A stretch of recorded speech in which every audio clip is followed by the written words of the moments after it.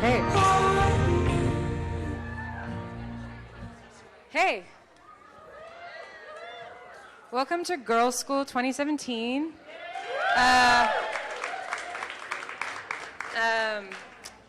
It is a music festival, and I guess also now a talks festival, based on celebrating and connecting women-identified artists, leaders, and voices. But that said, Girls' School is not just for girls, it is for everybody, and so I'm just so excited to see all of you here. It means everything. So it is surreal to be standing here right now about to welcome Shirley Manson and... Yeah, she's pretty cool. And Eve Barlow to the stage, but what's even more surreal is how this didn't even exist 18 months ago. So 18 months ago, another thing that existed was a hunger. I know I felt a hunger for this kind of community. I think I felt a hunger for this kind of connection, and I know when I started talking to people about it, I was very, very much not alone. So this is what happens when women come together. Like this. This is what happens. So I had a lot of things I wanted to say, but mostly I want to say thank you to our team, our volunteers, everybody here, all of our artists, to the Bootleg for having us, and to all of you for making this dream totally fucking real. Okay, I'm gonna get off the stage before I cry. Over to you guys.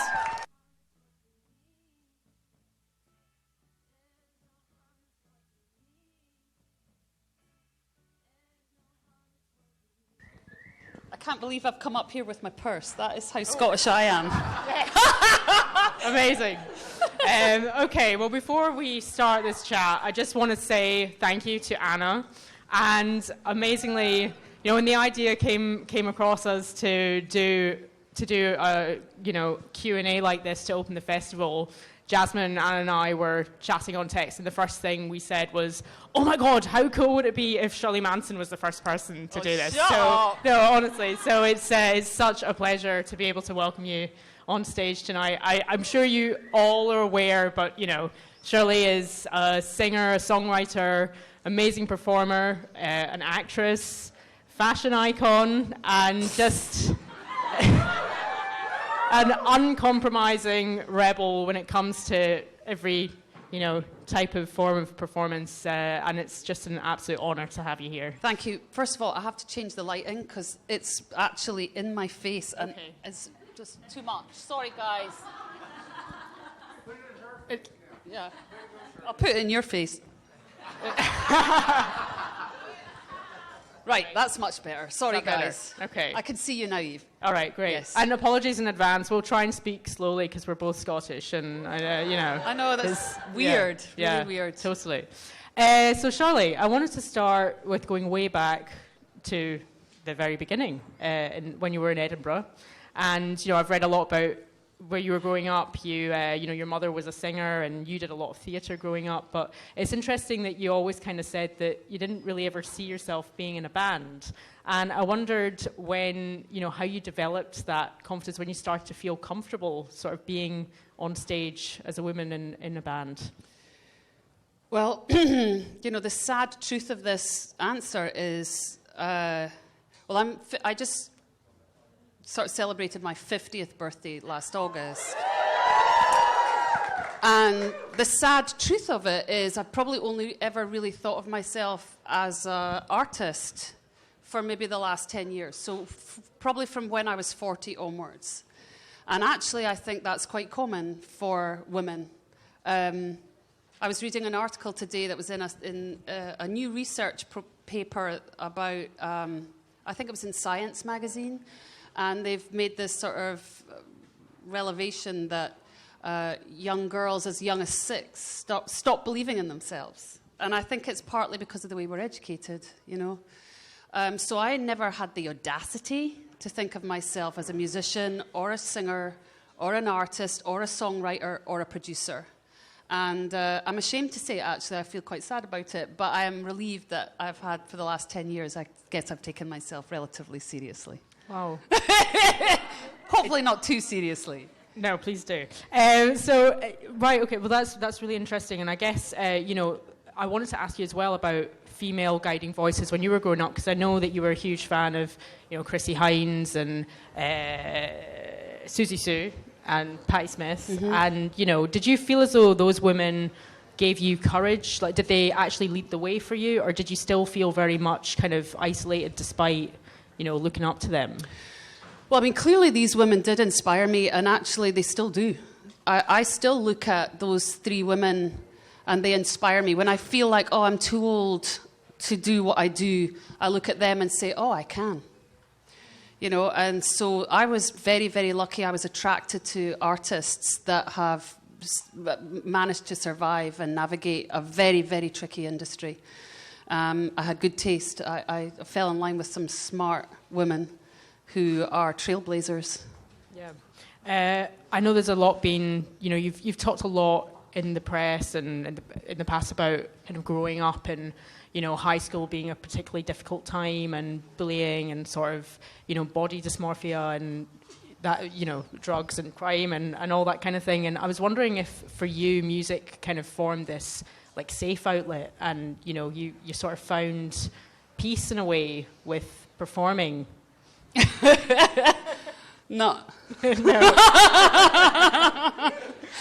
No, I wish. I mean, I am not a peaceful person. I mean, I'm a peaceful person. I believe in peace and being kind, but am I at peace? Absolutely not. And I've never really found anything to solve that in me. And I always thought there was something wrong with me. Like, I was always being told, oh, you're too hypersensitive. You're too this, you're too that. You're too angry. You're too loud. You're too this, too that. And actually, again, as I've gotten older, I realised none of that was true. Actually, I'm glad I'm sensitive, and I'm glad I'm empathetic, and I'm glad I'm aware of other people's feelings. And there's no such thing as being hypersensitive. You just are. That's the way you are. Sure. And that's okay. And it's been helpful to me in my work. But no, nothing has solved the rage in my belly, unfortunately. Do you think it's Do you think it brings you closer to your fans as well? I imagine you have quite an intense relationship with a lot of your fans. Well, some of them are here tonight, actually. I mean, I know them. I know their names and I know their faces, and they come to every show. And as I say to them so often, fans are just people who are like-minded, and who sort of speak the same language as you do. And out of all the artists in the world, somehow you have resonated with them in some way. I can't say what that is, but I'm grateful for it. Yeah.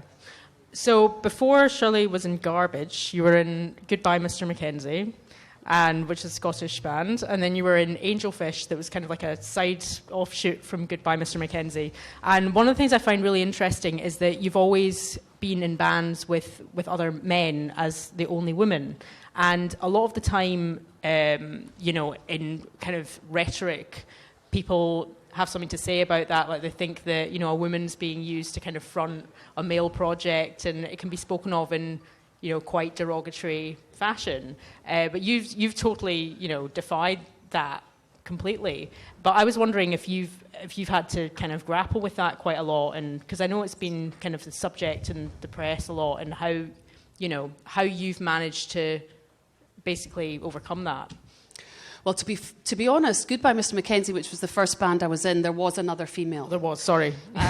And she was a keyboard player like me. We had two keyboard players and two backing vocals, and Rona and I were those two players. So, but that doesn't take away from what you're saying. I mean, certainly, from a personal point of view, the reason I fronted Angelfish was a means of survival for me and my buddies.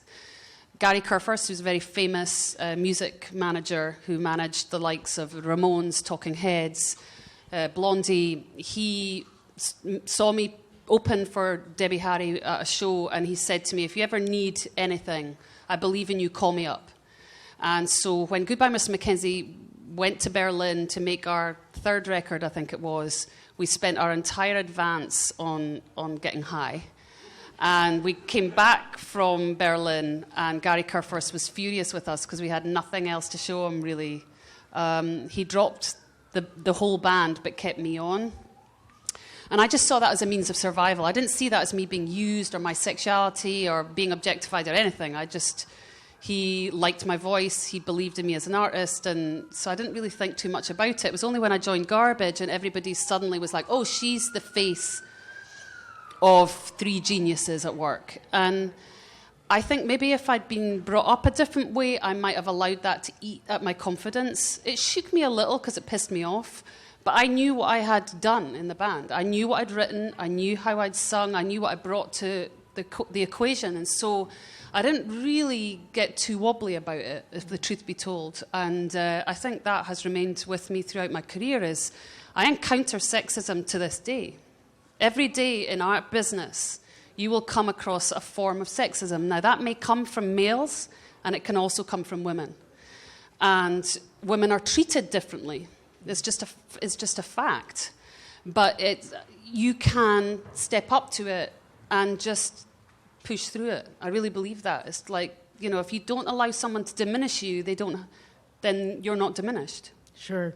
And you, one of my favourite stories of Garbage is just how you came to be in Garbage, which shows so much just, launching yourself at something and being so brave and courageous. But basically the story is that Steve Marker from Garbage saw an Angelfish video on MTV and suggested that you go from Scotland to Madison, Wisconsin by yourself and basically audition at his studios that he had with Butch Vig, who was at the time already legendary producer who'd done Nirvana's Nevermind and worked with L7 and Smashing Pumpkins and all these bands.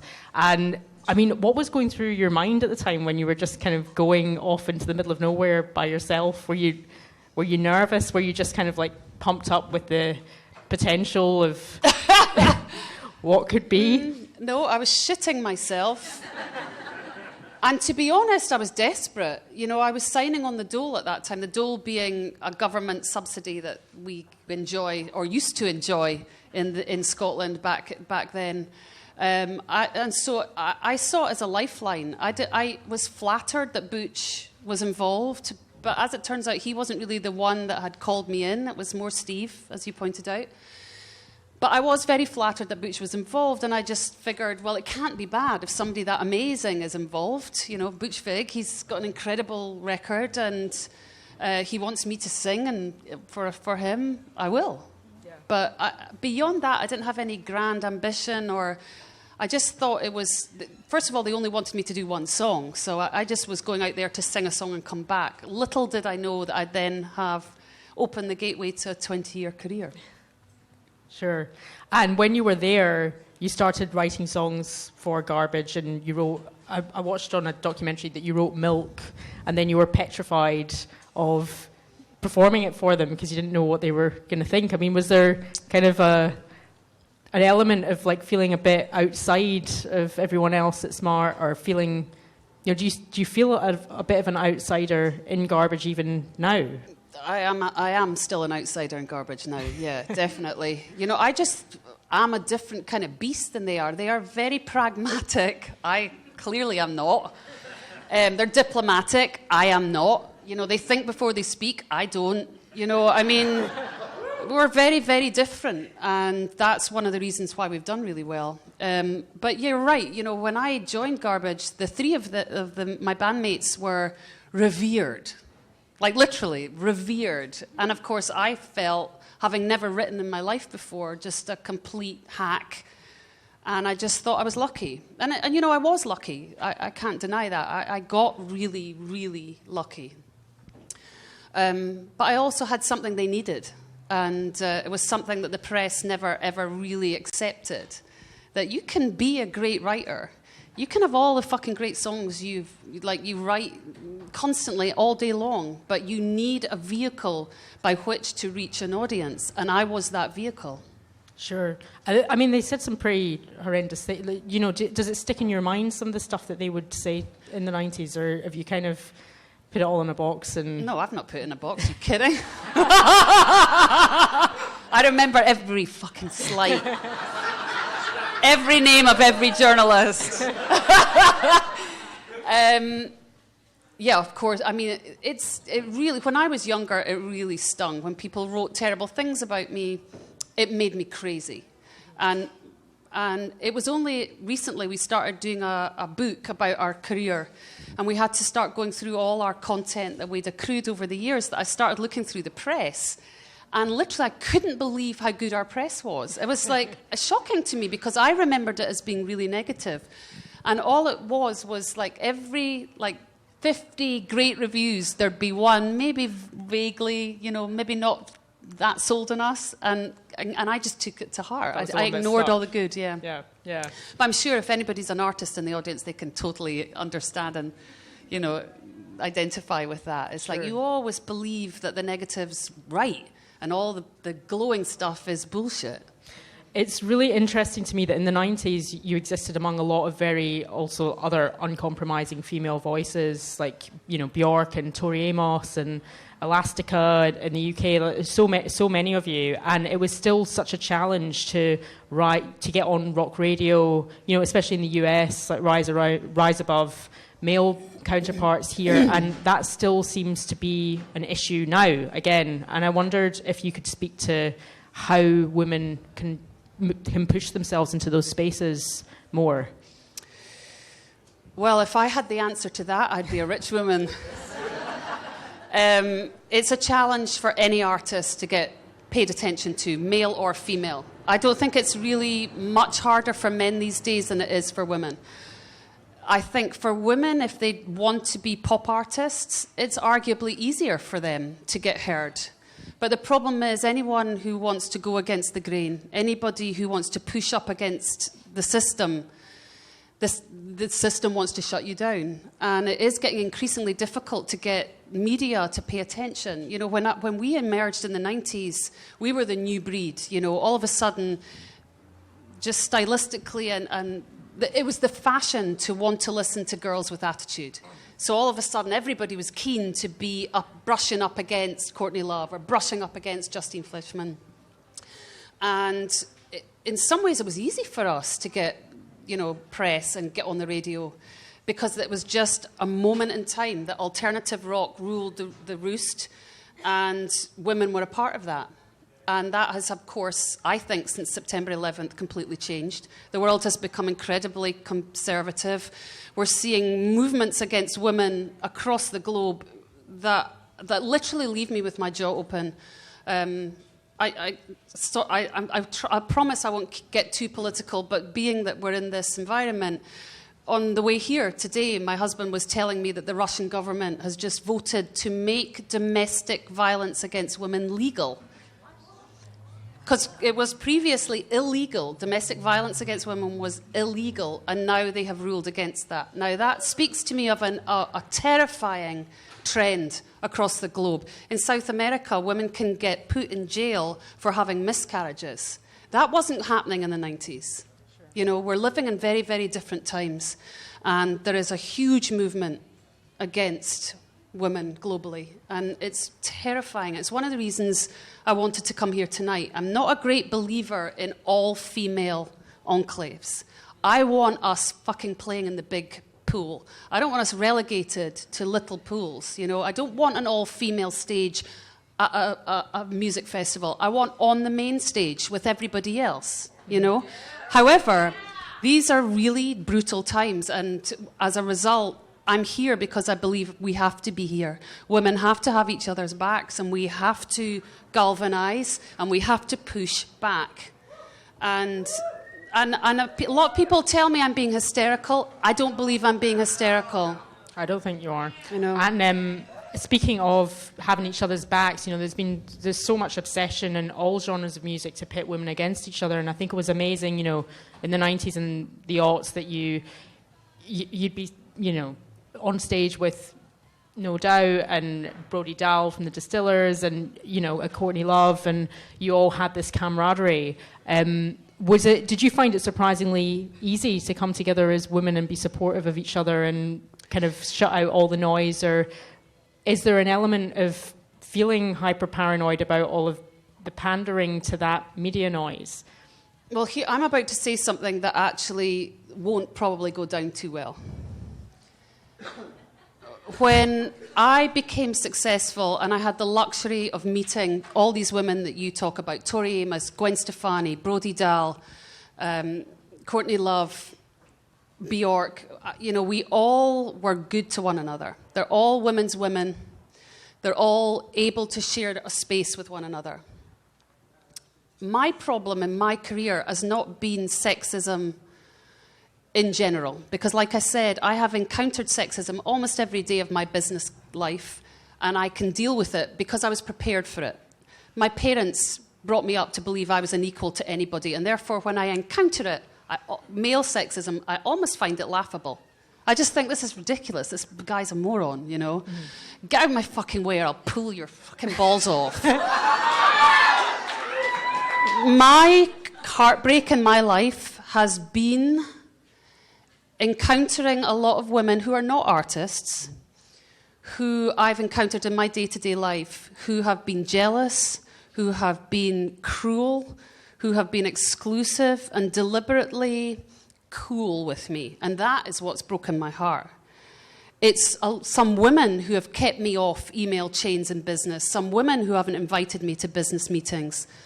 It's a lot of women who haven't given me opportunities where their male counterparts have.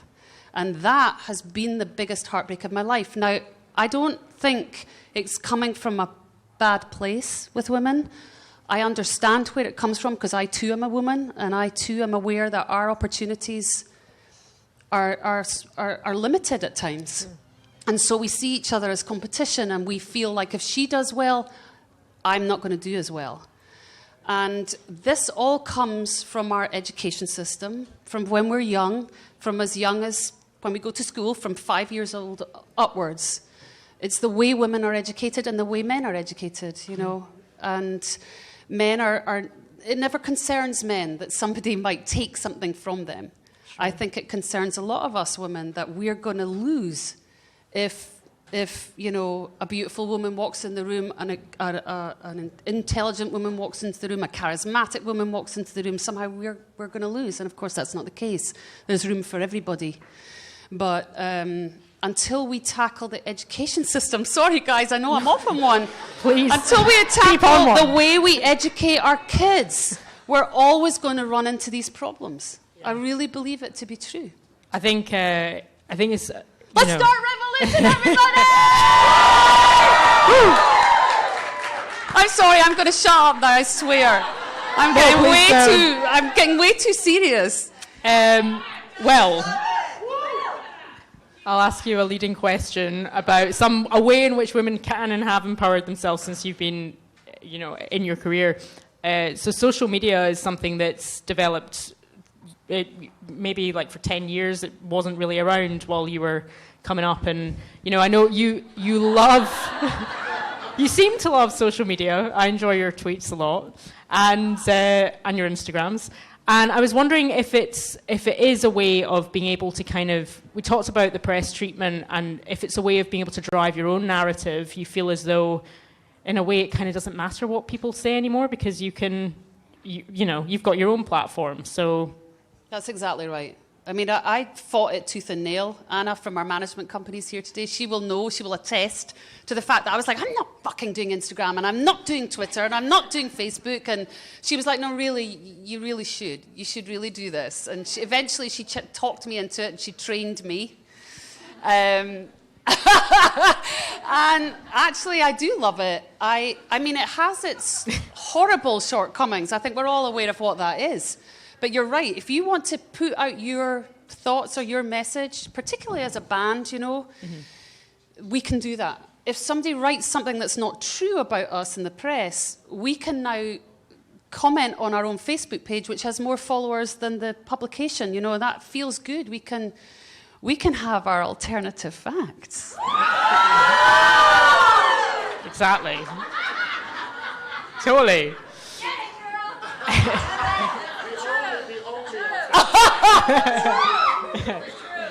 Now, one subject that I think remains quite taboo is not just sexism, but the way that it intersects with ageism, and how women, as they get older, get treated very differently from men who get older, who are, continuously advancing towards their prime, and how you've found that operating in the music industry. Because I know that there was a point, it was around 2009, that Garbage kind of ceased for a while, and never broke up, but it was kind of on hiatus. And did you ever kind of get the feeling that you felt like the music industry was telling you that the time was up?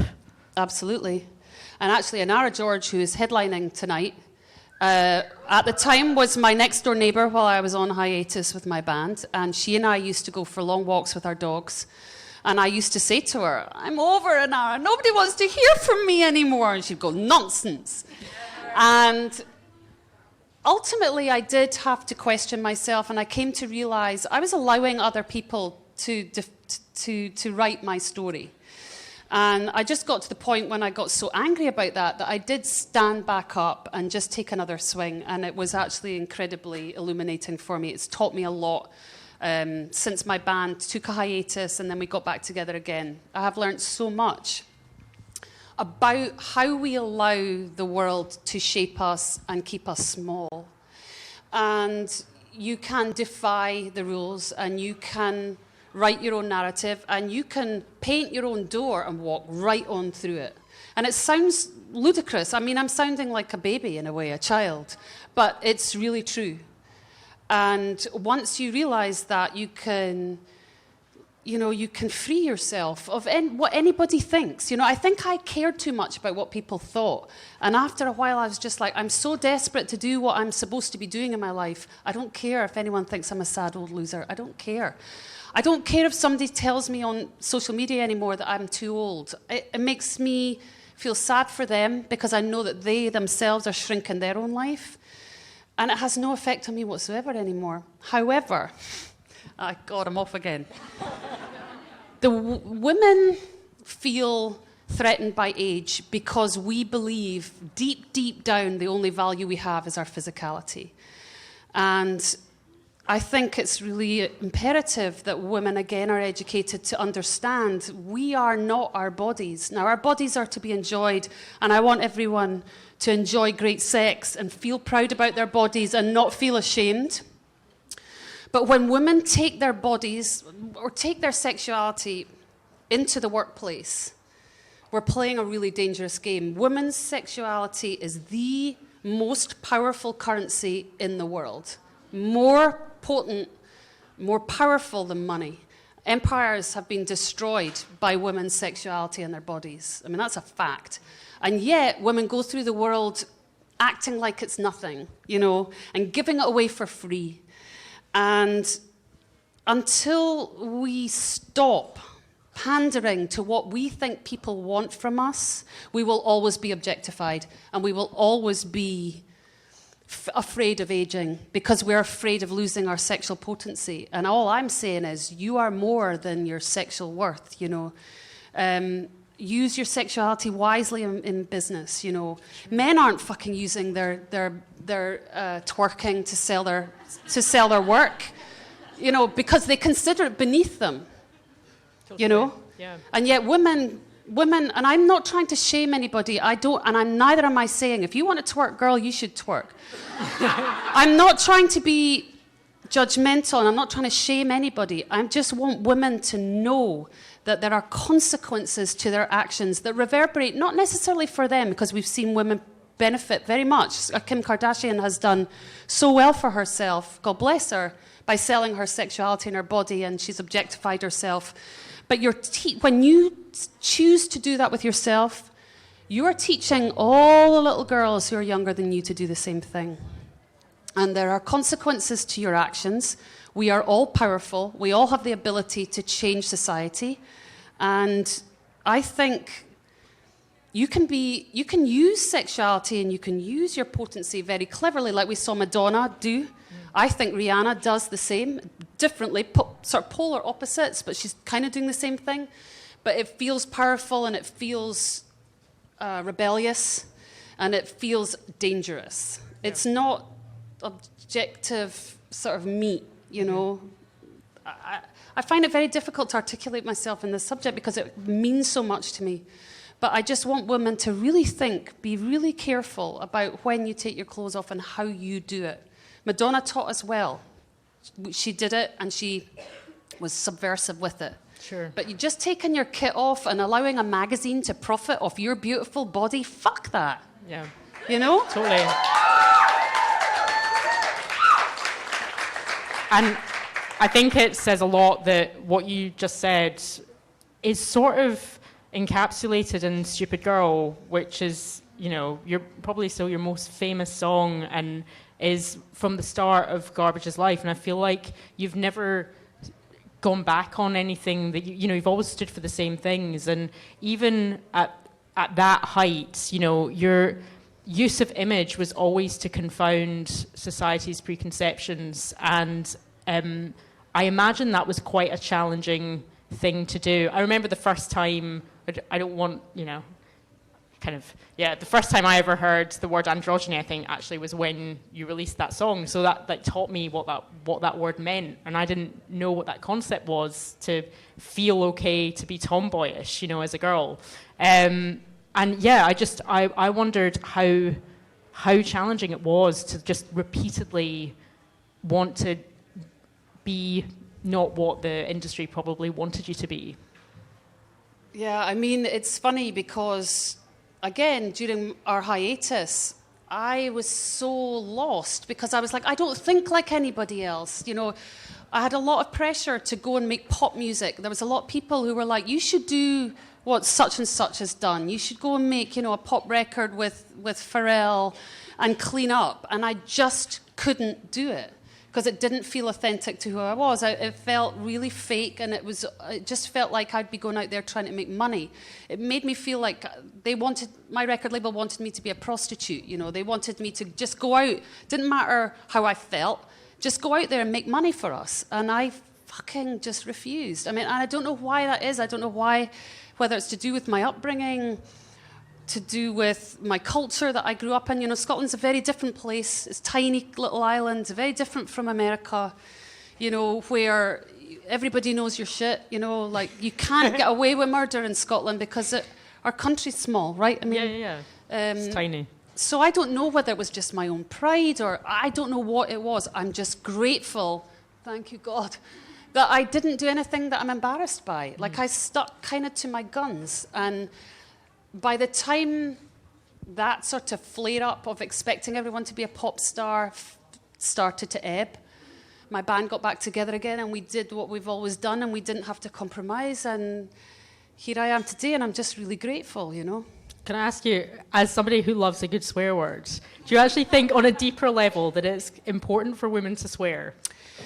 Can I just say, on the week that William fucking Gibson tweeted my NME swearing guide.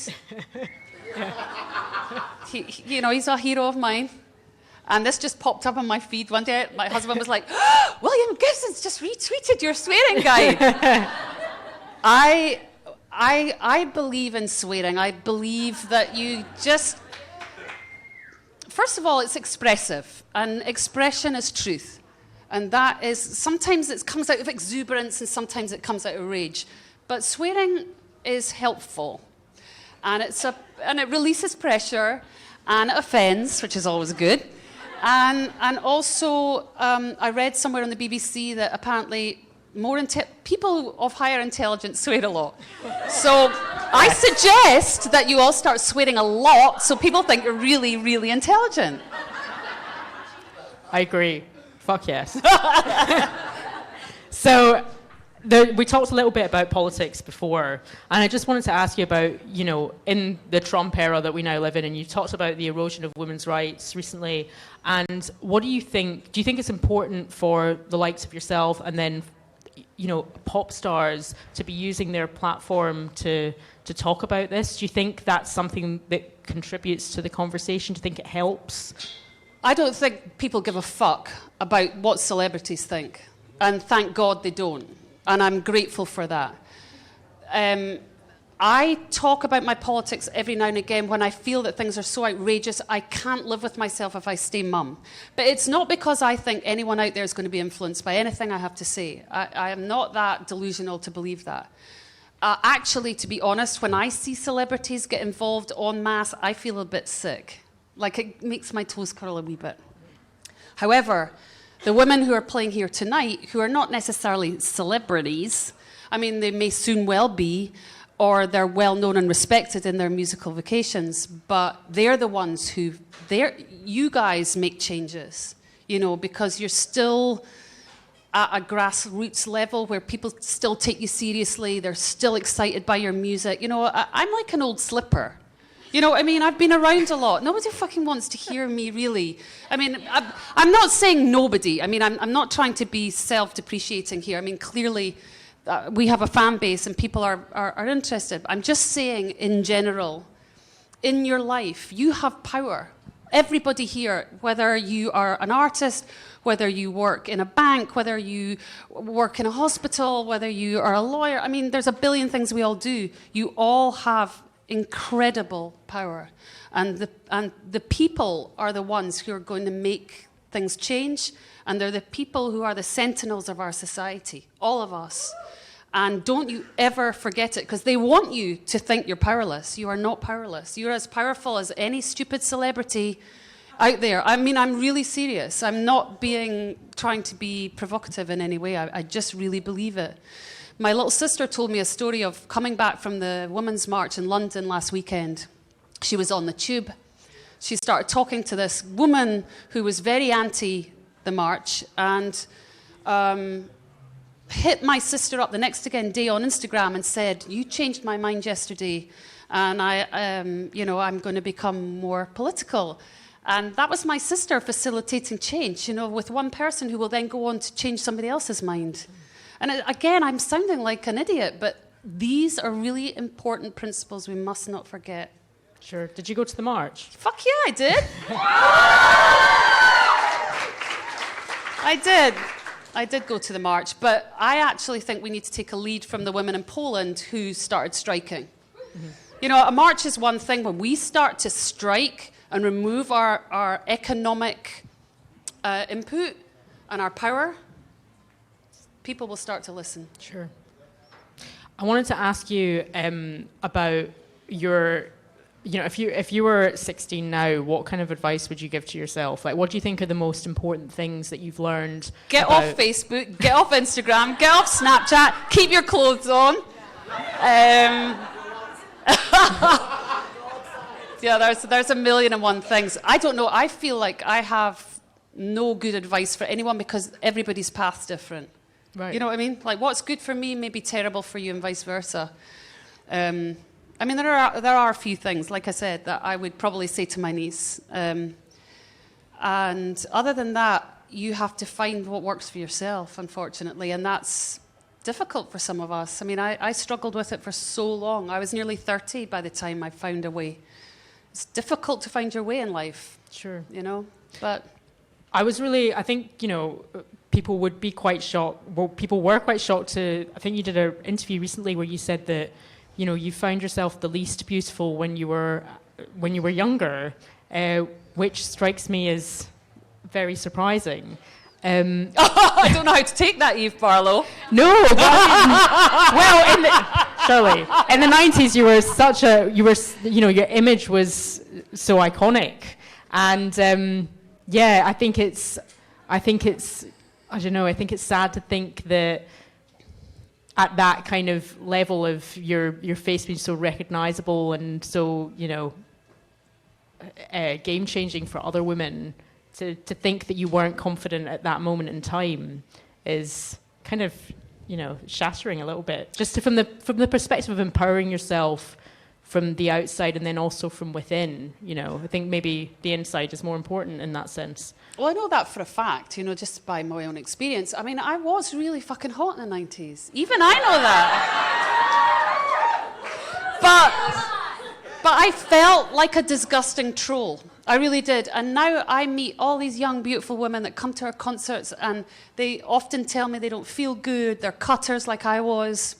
you know, they've got eating disorders, they don't enjoy their bodies because they're maybe not a size 2, I don't know.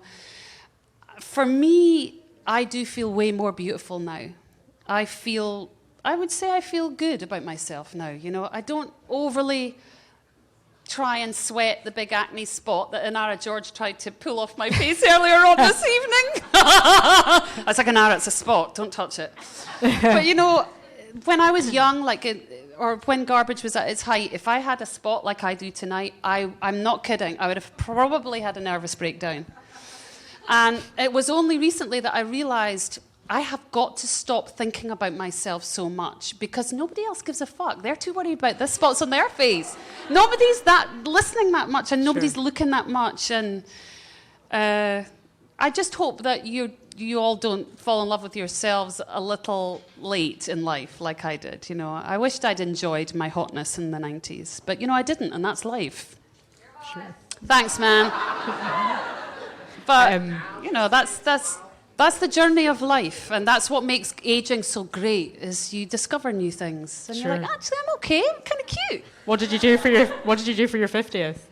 I went back to Scotland. We were touring, and I took a week off and went back to Scotland with my family, and we just had a big lunch, and the kids were there, and it was lovely. Yeah. Very simple. What are you looking forward to this year? Well, we have some more touring to do. We've got a book coming out. God, I sound like such a cheeseball. I'm looking forward to more life and living and more adventures and sticking it up Donald Trump.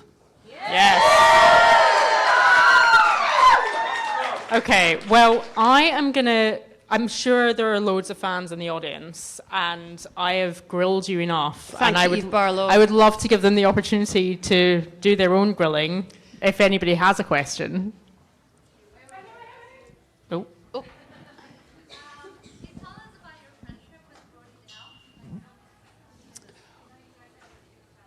Yeah, I'm very, very blessed to know Brodie Dahl. I met her backstage at No Doubt concert. She and I were opening for No Doubt. The Distillers, her band, The Distillers and Garbage, were opening up for No Doubt. And she and I connected immediately, just on a sort of intellectual level, and we became very, very tight over the course of that tour. And, you know, there was a lot of, like, downtime, and she and I would be sitting in a dressing room somewhere, smoking fags and drinking, and going, why the fuck don't we have abs like Gwen Stefani? As Gwen Stefani is, like, literally running up the stadium steps and down 1 billion times, you know. I mean, it was pretty funny.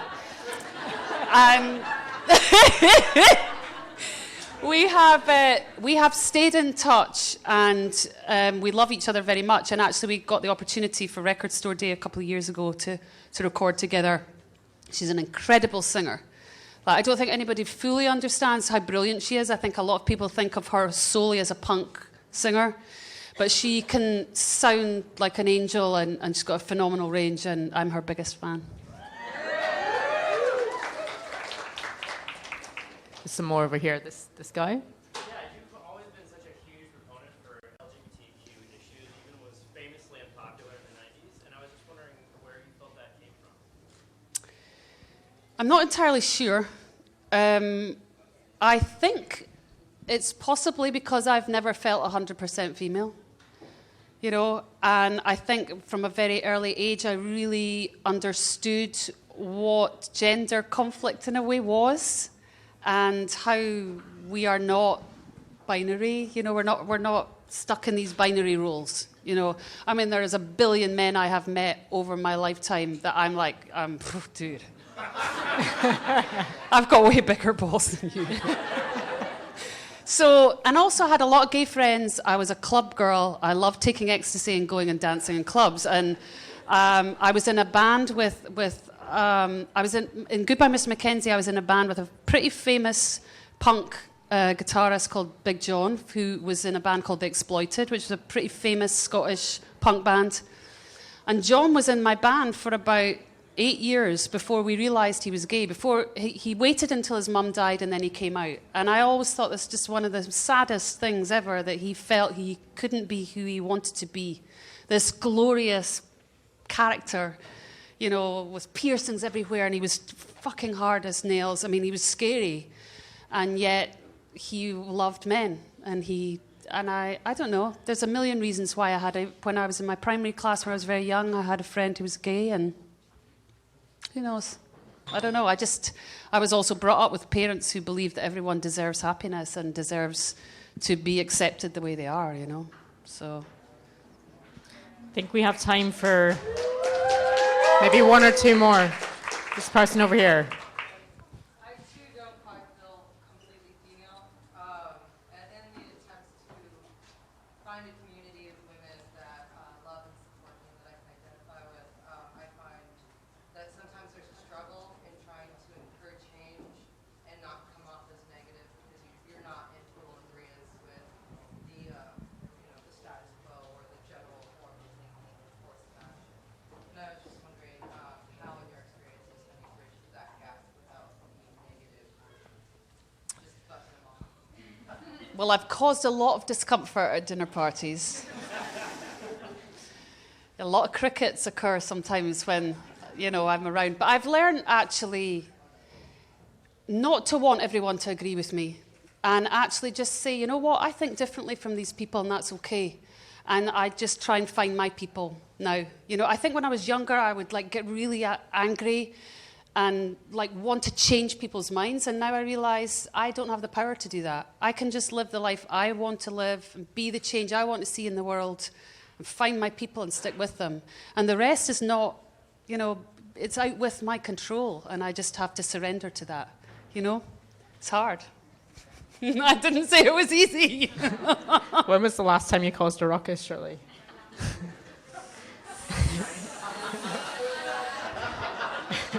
You know, I try not to cause a ruckus. I'm trying to think. Well, the last time I caused a bit of a ruckus was on a plane, maybe about 3 weeks ago. Where were you going? I can't remember. Was I going to Florida? Going to Florida 3 weeks ago. Yeah. Yeah, okay. It got a wee bit ugly, but we all got out of it unscathed. Right. And by the way, I was fucking right. All right, one last question. This lady here. If you could say something to the new president, what would it be? Why so hateful? You know? I just want to say thank you so much for having me here tonight. It's a great privilege for me, you know, to be in this environment with so many great young, upcoming artists. It's exciting for me, you know, to be part of that fabric. It's a great privilege. Thank you for supporting this movement. To Anna for inviting me wherever she may be, and her beautiful Valerie Probea. Valerie, I totally clocked that she was wearing you earlier on tonight. Is she wearing Valerie Probea? But thank you, Anna. Thank you for actually putting things into action. It's so easy for us, and I'm guilty of it so much myself, of just going, oh, why isn't this like that? And you're actually on the ground making things change, and full respect and my gratitude to you. Thank you so much. Thank you, Eve. Thank you. Everybody please give a round of applause for Shirley Manson. Thank you so much.